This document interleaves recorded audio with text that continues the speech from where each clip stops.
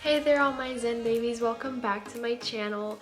I know that I have been kind of MIA for about a month. I am going through another spiritual awakening and everything got crazy. I lost a job, gained another job. A lot of things in my household have been all crazy. I drove to another state. So I have been pretty active on TikTok, but I know that I haven't been very active on here, and I apologize for that.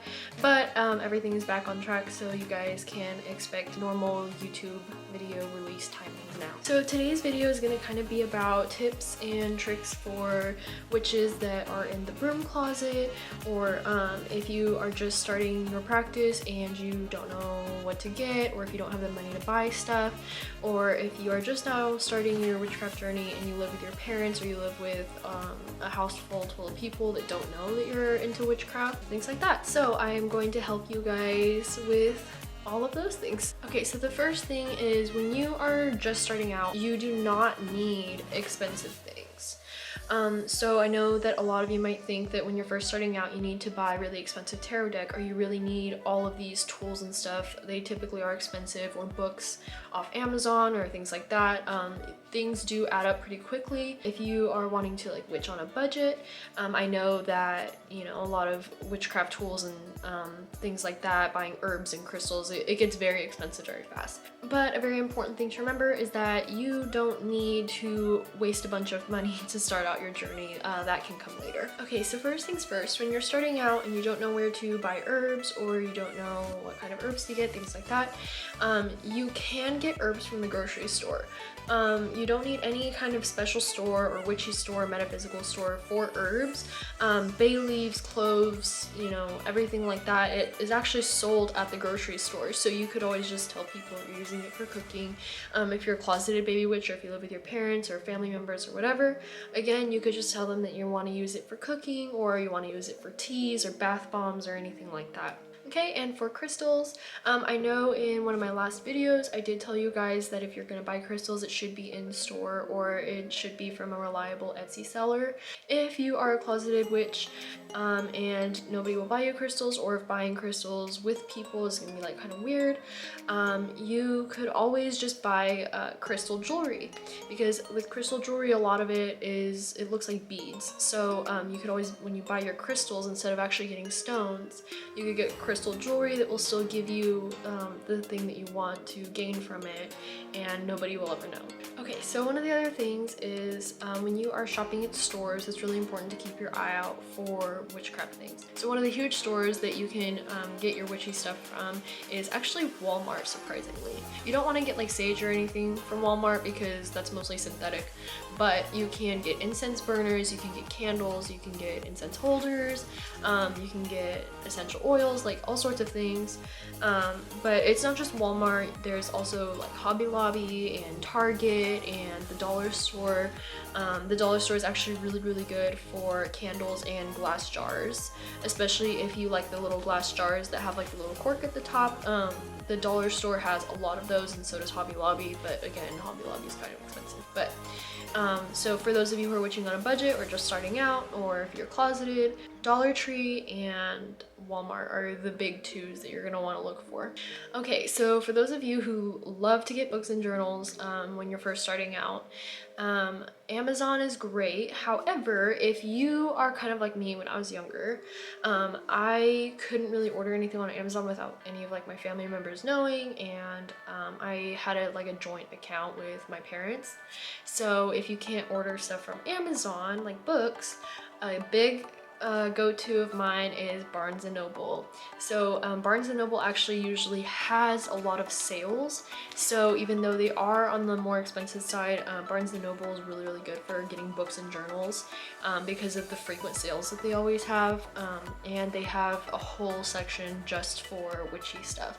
So that's kind of cool, and make sure you keep Barnes & Noble in mind, or maybe just like bookstores in general. Another tip is, if you don't want anybody in your household or family or whatever to know that you're a witch yet, or you don't want them to like see your stuff, if you start journals, you can keep them in regular notebooks, Or B, you can write your own sigils and stuff in your notebooks, and then you can make them into whatever you want to make them into. It can be a dream journal, a shadow work journal, a book of shadows.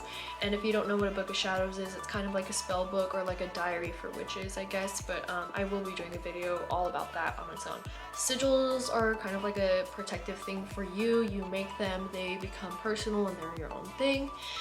So if you draw sigils on the outside or the inside of any notebook, it automatically becomes your safe magic space. To everybody else, it'll just look like a regular notebook.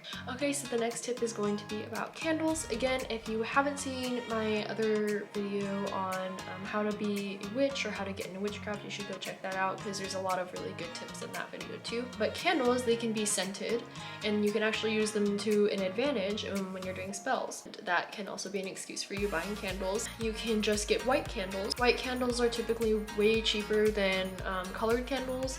That's mostly because colored candles are used for decorations.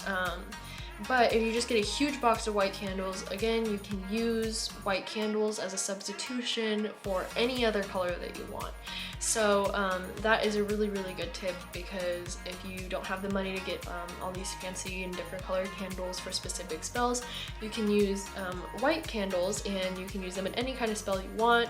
You can dress them with herbs or oils or whatever you want. So yeah, white candles are a huge go-to for if you're just starting out. So if you don't have the money to buy a pendulum, or if you don't want anybody to know that you are buying a pendulum, you can actually use other things as a pendulum. So by that I mean that you can use a necklace, you can use even a needle and thread, pretty much anything with a string you can use, and then you can charm it, you can cleanse it, you can pretty much use anything that's attached to a string as a pendulum.